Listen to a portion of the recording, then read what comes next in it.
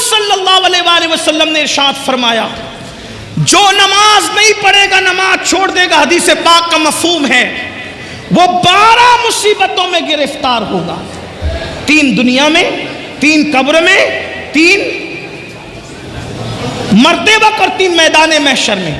ٹھوکریں سب کی کھائیں کیوں، سبحان اللہ، پھر کے گلی گلی تباہ، ٹھوکریں سب کی کھائیں کیوں، دل کو جو عقل دے خدا، تیری گلی سے جائیں کیوں، رخصت قافلہ کا شور، گش سے ہمیں اٹھائے کیوں، سوتے ہیں ان کے سائے میں، کوئی ہمیں جگائے کیوں، جان ہے عشق مصطفیٰ، روز فضو کرے خدا، جس کو ہو درد کا مزہ، ناز دوا اٹھائے کیوں، سبحان اللہ، حورِ جنا ستم کیا، طیبہ نگر میں پھر گیا، چھوڑ کے نغمے حجاز، دیس کی چیز گائے کیوں، غفلت شیخ و شاب پر ہنستے ہیں طفل شیر خار، کرنے کو گدگدی ابس، آنے لگی بہائی کیوں، ہے تو رضا نرا ستم، واہ واہ جرموں پہ گر لجائیں ہم، واہ واہ، ہے تو رضا نرا ستم، جرموں پہ گر لجائیں ہم، کوئی بجائے سوز غم، ساز طرب بجائے کیوں۔ واہ واہ، آج کی یہ محفل دارالعلوم اہل سنت فیضان رضا کے سالانہ دستار کے موقع پر انعقاد پذیر ہے۔ آپ نے مجھ سے پیشتر بڑے بڑے علماء، خطبہ اور دانشوروں سے ان کے خطابات کو سماعت کر لیا ہے، اور میرے بعد انشاءاللہ قبلہ حضور امیر سنی دعوت اسلامی کا خطاب آپ سماعت کرنے کا شرف حاصل کریں گے۔ حضرت قاری یامین صاحب اور ان کی پوری ٹیم کو اور مدرسے کے جملہ ذمہ داران کو مبارکباد پیش کی جاتی ہے اور دعا کی جاتی ہے کہ اللہ تبارک و تعالی ان سب کی خدمات کو اپنی بارگاہ میں شرف قبولیت عطا فرمائے۔ آمین اللہم آمین۔ آیہ کریمہ کے جس حصے کی تلاوت کی گئی ہے، اللہ تبارک و تعالی اس کے متعلق مجھے حق کہنے اور آپ سب کو حق سن کر اس پر عمل کرنے اور اسے عام کرنے کی توفیق عطا فرمائے۔ اس وقت جو حالات امت مسلمہ جن حالات سے گزر رہی ہے اور جن حالات سے امت دوچار ہے، وہ ہم سب کی نگاہوں کے سامنے ہے۔ بے شک بے شک، سبحان بہت اللہ، دور سے کوئی لمبی چوڑی تمہید کا یہاں نہ موقع ہے نہ وقت ہے۔ اگر آپ گفتگو سننے کے موڈ میں ہیں تو میں چاہتا ہوں کہ آپ کی توجہ میری طرف ہونی چاہیے، گفتگو کی طرف ہونی چاہیے۔ میرے آقا صلی اللہ علیہ وآلہ وسلم کے دیوانوں، یہ جو ماحول ہے پوری دنیا کا، تباہیوں کا ماحول، بربادیوں کا ماحول، رسوائیوں کا ماحول، ذلتوں کا ماحول، اسی طرح سے ہر روز اخبار کی شاہ سرخیوں کے اندر روزانہ مسلمانوں کی تباہی اور بربادی کی داستان چھپتی ہے۔ ٹی وی چینلوں پر روزانہ امت مسلمہ کے وقار کا مذاق اڑایا جاتا ہے۔ ان سارے حالات میں مسلم امہ جس تباہی کے دہانے پر پہنچ چکی ہے، کوئی کہتا ہے اس کی وجہ کچھ ہے، کوئی کہتا ہے کچھ ہے۔ غرض کے دانشور اپنی اپنی آرا پیش کرتے ہیں اور ہم روزانہ کم و بیش سنتے رہتے ہیں۔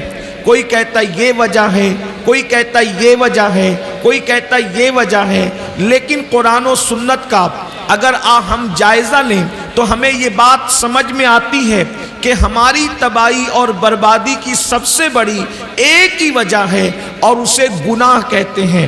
اس لیے کہ جہاں گناہ ہے، کسی بہت بڑے مفکر نے کئی احادیث کا اتنے مجموعہ نچوڑ کر کے یہ بات کہی تھی کہ جہاں گناہ ہے وہاں فنا ہے۔ جب انسان گناہ کرتا ہے تو بربادی سے اسے دنیا کی کوئی طاقت بچا نہیں سکتی۔ جب انسان گناہوں میں مبتلا ہو جاتا ہے تو پھر اس کو بربادی سے دنیا کی کوئی قوت روک نہیں سکتی۔ اللہ اکبر! آپ دیکھیں پورے قرآن کو اٹھا کر کے آپ قرآن مقدس کا مطالعہ کریں تو آپ کو پتا چلے گا آسمان سے پتھروں کی بارش ہوئی تھی، گناہوں کی وجہ سے ہوئی تھی، ہواؤں کی آندھی چلی تھی، گناہوں کی وجہ سے چلی تھی۔ اللہ اکبر، زمین کے اندر قوموں کو دھسا دیا گیا تھا، گناہوں کی وجہ سے دھسایا گیا تھا۔ اللہ اکبر، ایک عالمی طوفان آیا تھا اور اس عالمی طوفان نے لوگوں کو جو وہ پانی کے اندر غرق کر دیا تھا۔ آج بھی تاریخ کے انمٹ نقوش پکار پکار کر ہمیں عبرت کی دعوت دے رہے ہیں کہ لوگ اگر دھسے ہیں زمین میں تو گناہوں کی وجہ سے، پتھروں کی برسات ہوئی ہے تو گناہوں کی وجہ سے، چہرے سور اور بندروں کی طرح ہوئے ہیں تو گناہوں کی وجہ سے۔ اور میرا اللہ قرآن میں واضح طور پہ ارشاد فرماتا ہے وَمَا أَصَابَكُم مِّن مُّصِيبَةٍ فَبِمَا كَسَبَتْ أَيْدِيكُمْ، کہ تم پر جو مصیبت آتی ہے وہ تمہارے گناہوں کی وجہ سے آتی ہے۔ میرے پیارے آقا صلی اللہ علیہ وسلم کے پیارے دیوانوں، ہم یہ تصور کرتے ہیں، ہم یہ سوچتے ہیں مولانا گناہ کریں گے تو اس کی سزا قبر میں ملے گی، گناہ کریں گے تو اس کی سزا میدان محشر میں ملے گی۔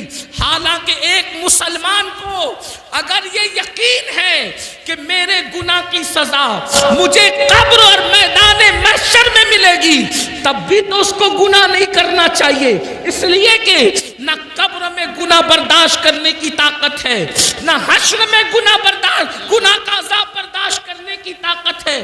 قبر میں بھی عذاب نہیں برداشت ہو سکتا گناہ کا، میدان محشر میں بھی برداشت نہیں ہو سکتا۔ مگر بے باکی تو دیکھو، لوگ کہتے ہیں مولانا قبر میں سزا ملے گی تب دیکھا جائے گا، محشر میں سزا ملے گی تب دیکھا جائے گا۔ اس کا مطلب یہ ہے کہیں نہ کہیں ایمان کمزور ہوا ہے، کہیں نہ کہیں اللہ رسول کی باتوں پر سے یقین کمزور ہوا ہے۔ اور یاد رکھنا، کوئی گناہ اتنا نقصان نہیں پہنچاتا جتنا اللہ کی باتوں سے یقین کا کمزور ہو جانا نقصان پہنچاتا ہے۔ صحیح بات ہے، سبحان۔ کوئی انسان جب ہمیں کہہ دیا گیا کہ تم پر عذاب ہوگا اگر گناہ کرو گے تو، اور عذاب دینے والا کون ہے؟ میرا اللہ ارشاد فرماتا ہے ان بطش ربک لشدید، تیرے رب کی پکڑ بڑی سخت ہے۔ اللہ اگر کسی کو پکڑے، اللہ کسی کی پکڑ کرے، اللہ رب العزت کسی کا محاسبہ کرے، اللہ اکبر، ذرا سوچو تو صحیح، اگر میرا اللہ ہمارے سر میں درد دے دے، صرف انسان کے سر میں درد ہو تو رات بھر وہ کروٹیں بدلتا ہے، اس کو نیند نہیں آتی۔ اگر کمر کا درد شروع ہو جائے تو انسان تڑپتا ہے، اس کو نیند نہیں آتی۔ اگر آنکھ کا درد شروع ہو جائے وہ تڑپتا ہے، اس کو نیند نہیں آتی۔ میرے بھائیوں، میں اپنی بہنوں سے بھی توجہ چاہتا ہوں اور آپ سب سے توجہ چاہتا ہوں، مجھے بتاؤ میرے بھائیوں، وہ سر کا درد جو ڈاکٹر کی دوا سے دور ہو سکتا ہے، وہ کمر کا درد جس پر آپ تدبیر کرنا چاہیں تو آپ اس کو دور کر سکتے کسی تدبیر کے ہیلے سے۔ اب آپ مجھے بتاؤ، جب سر کے درد پر اتنا تڑپتے ہو، جب کمر کے درد پر اتنا تڑپتے ہو، جب آنکھوں کی تکلیف پر اتنا تڑپتے ہو، تو اللہ اکبر، جب میرا اللہ قبر میں عذاب مسلط فرمائے گا، جب میرا اللہ میدان محشر میں عذاب مسلط فرمائے گا، اس وقت اپنا کیا بنے گا؟ اللہ اکبر، مسلمان ہو، اپنے نبی کی بات پر یقین کرو۔ تو میں عرض یہ کر رہا تھا، اگر آخرت میں بھی عذاب کا تصور ہوتا تو بھی بہت بھیانک بات ہے، عذاب تو ہم برداشت ہی نہیں کر سکتے۔ مگر سن لو، انسان کے گناہوں کی سزا صرف اس کو آخرت میں نہیں ملتی، بلکہ انسان کے گناہوں کی سزا اس کو دنیا میں بھی ملتی ہے۔ انسان کے گناہوں کی سزا اس کو دنیا میں بھی آتی ہے۔ اللہ اکبر، اللہ اللہ۔ آئیے میں آپ کو بتاؤں، ایک بزرگ فرماتے ہیں کہ جب میں رات کو گناہ کرتا کرتا ہوں جب میں رات کو گناہ کرتا ہوں تو صبح میں دیکھتا ہوں کہ میری سواری میری نافرمانی کرتی ہے، یعنی میرے رات کے گناہ کا اثر میری سواری سے بھی ظاہر ہوتا ہے، میری سواری میری موافقت نہیں کرتی، میری سواری میری بات نہیں مانتی۔ اللہ اکبر، اندازہ فرمائے اس کا مطلب یہ ہے اگر سواری موافق نہ ہو، انسان کی موافقت نہ کرے تو اللہ اکبر وہ یہ گناہ کا اثر ہے۔ فرماتے ہیں چراغ جو بجھتے ہیں وہ بھی گناہوں کی وجہ سے، ٹھوکر جو لگتی ہے وہ بھی گناہ کی وجہ سے، اولاد جو نافرمان ہوتی ہے وہ بھی گناہ کی وجہ سے۔ گناہ کو کیا سمجھتے ہیں، گناہوں کو کیا سمجھ رکھا ہے؟ آج ہر ماں باپ شکایت کر رہے ہیں مولانا میرا بچہ فرما بردار نہیں ہے۔ میں کہتا ہوں تم نے اللہ کی فرما برداری کی ہوتی تو شاید تمہاری اولاد تمہاری نافرمان نہ ہوتی۔ مجھے بتاؤ جو اللہ کی نافرمانی کرے اس کی اولاد اس کی فرما برداری کیسے کرے؟ تو یاد رکھنا جو ماحول ہے صرف گناہ کی وجہ سے، مسلمانوں گناہ کرنا چھوڑ دو، گناہ کرنا چھوڑ دو، اللہ سے رشتہ جوڑ لو، پھر دیکھو کیسے کرم کی برسات ہوتی ہے، پھر کیسے چھما چھم کرم برستا ہے۔ اب یہاں ایک بات یہ کہنے میں آتی ہے کہ حضرت ٹھیک ہے گناہ کی بات تو روزانہ ہی سنتے ہیں، گناہ چھوڑنا چاہتے ہیں، گناہ سے چھٹکارا نہیں ملتا، یہ بات ہے۔ کوئی مسلمان ایسا نہیں جو گناہ کرنا چاہتا ہو، گناہ چھوڑنا چاہتے ہیں، چھٹکارا نہیں ملتا۔ بالکل ایسے ہی جیسے چور کمبل چھوڑنا چاہتا ہے لیکن کمبل چور کو نہیں چھوڑتا، تو گناہ سے چھٹکارا کیسے ملے؟ کوئی کہتا ہے یہ کرو وہ کرو وہ کرو وہ کرو، میں نے کہا کچھ نہ کرو، ایک بات کرو بس، اگر گناہ کی دنیا سے نکلنا ہے، اگر گناہ کے دلدل سے نکلنا ہے، اگر گناہ کی نحوست سے نکلنا ہے، اگر گناہ اور جرائم سے ہجرت کرنا ہے، میری بات نہ سنو، کسی کی نہ سنو، اللہ کا فرمان سنو۔ گناہ سے بچنے کا سب سے بہترین دستور قرآن میں موجود ہے۔ اگر گناہ سے نکلنا ہے تو میرا اللہ فرماتا ہے نماز پڑھنا شروع کر دے تو خود گناہوں سے نکلتا چلا جائے گا، کیونکہ نماز میں اتنی طاقت ہے، نماز میں اتنا پاور ہے۔ اللہ ارشاد فرماتا ہے ان الصلاۃ تنہا عن الفحشاء والمنکر، بے شک نماز ہر برائی سے اور بے حیائی سے روک لیتی ہے۔ پتہ چلا نماز پڑھو گے، سجدہ کرو گے، خود بخود دل میں گناہ سے نفرت پیدا ہوگی، برائیوں سے نفرت پیدا ہوگی، جرائم سے نفرت پیدا ہوگی۔ اور سن لو یہ جو دماغ کے اندر خبط چڑھا ہے نا مولانا میں گنہگار ہوں، میں کیا نماز پڑھوں؟ میرے عزیز یہاں گنہگار اور نیکی کا کوئی مسئلہ نہیں ہے۔ میرے نبی نے تو انسان کو اللہ سے جوڑنے کے لیے کتنا خوبصورت قانون عطا کیا، کتنا حسین قانون عطا کیا۔ ایک بات آپ کو بتاؤں، حدیث میں جو ہے اس پر ہمارا ایمان ہے، حدیث میں جو اس پر ہمارا یقین ہے۔ اللہ کے رسول نے فرمایا جس وقت بندہ سجدے میں چلا جاتا ہے اللہ اور بندے کے درمیان جتنے پردے ہوتے ہیں اللہ سارے پردوں کو اٹھا دیتا ہے۔ اس میں عالم غیر عالم کا کوئی فرق نہیں، اس میں نیک اور بد کا کوئی فرق نہیں، اس میں اپنے اللہ اکبر خطے قبیلے اور علاقے کا کوئی فرق نہیں۔ جو خلوص سے دل سے سجدہ کرے گا اللہ کے قریب ہو جائے گا، اللہ اور بندے کے درمیان کے سارے حجابات اٹھ جائیں گے۔ اب آپ مجھے بتائیں جو ایک سجدہ اللہ کے قریب کر دیتا ہے، یا یوں کہہ لے جس سجدے سے اللہ ملتا ہے، دنیا کی کون سی نعمت اس سجدے سے نہیں مل سکتی؟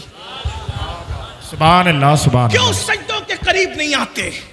سجدوں کے قریب کیوں نہیں آتے؟ آؤ، لوگ کہتے ہیں ٹائم نہیں ہے۔ نہیں، بہت بڑی نادانی کر رہے ہو۔ کس نے کہا ٹائم نہیں ہے؟ اور نماز کو زیادہ ٹائم بھی نہیں لگتا۔ آؤ نا اپنے اللہ سے رشتہ جوڑے، آؤ آج اپنے اللہ سے صلح کریں، بے شک۔ تھوڑا توجہ سے سنیں، غور کریں۔ اللہ کے بندو 24 گھنٹے ایک دن میں ہوتے ہیں، ایک دن میں پورے 24 گھنٹے، ان 24 گھنٹوں میں 5 نمازیں ہیں، ایک نماز کو صرف 10 منٹ کا وقت لگتا ہے، اور میرے جیسا آدمی اگر اجلت میں جلدی جلدی پڑھ لے، جسے کچھ آتا ہی نہ ہو، تو وہ 8-7 منٹ میں بھی ایک وقت کی نماز پڑھ سکتا ہے۔ اللہ کے بندو 7-8 منٹ یا 10 منٹ کس کے لیے نکالنا ہے؟ اللہ کے لیے۔ اللہ کون؟ جس نے 24 گھنٹے ہمیں دیے۔ بے شک۔ اللہ نے 24 گھنٹے ایک دن میں ہمیں دیے، سبحان یہ اللہ۔ تیرے لیے بندے، پوری زندگی اس نے دی، رزق اس نے دیا، روزی اس نے دیا، زندگی اس نے دیا، خوبصورت آنکھیں اس نے دی، حسین و جمیل بال اس نے دیے، لباس اس نے عطا کیا، طاقتور جسم اس نے عطا کیا، آسمان سے پانی اس نے نازل کیا۔ بتاؤ تو صحیح، یہ پیار کرنے والے ماں باپ اس نے عطا کیے۔ مسلمانوں تھوڑی دیر ذرا سوچو، اگر دنیا میں انصاف موجود ہے، اگر دنیا میں وفا موجود ہے، آپ سے پوچھتا ہوں، ایک گلاس پانی اگر کوئی ہمیں پلا دے، ہم تھینک یو کہہ کر اس کا شکریہ ادا کرتے ہیں۔ روح افزا کا ایک گلاس شربت اگر کوئی ہمیں پیش کر دے، ہم اس کا شکریہ ادا کرتے ہیں۔ کوئی نوکری 5-10 ہزار کی دلا دے، اس کا شکریہ ادا کرتے ہیں۔ مسلمانوں میں کوئی تقریر نہیں کر رہا ہوں، لیکن آپ سے صرف توجہ چاہتا ہوں، دل کا درد ہے۔ ارے نادان انسان، اگر دنیا میں وفا موجود ہے، آواز دو وفا کو۔ ایک گلاس پانی پلانے والے کا شکریہ، ایک گلاس شربت پلانے والے کا شکریہ، جس نے تمہارا رشتہ کسی کے گھر میں جڑوا دیا اس کا شکریہ، جس نے 5-10 ہزار کی نوکری لگا دی اس کا شکریہ، اور وہ اللہ، آہا سبحان اللہ، بے شک، زندہ باد زندہ باد۔ وہ اللہ جس نے پانی واہ۔ پیدا کیا، ہے واہ واہ۔ آسمان سے پانی اتارا۔ اگر اللہ پانی نہ اتارتا تو کیا کسی کا باپ تمہیں گلاس بھر کے پانی دے سکتا تھا؟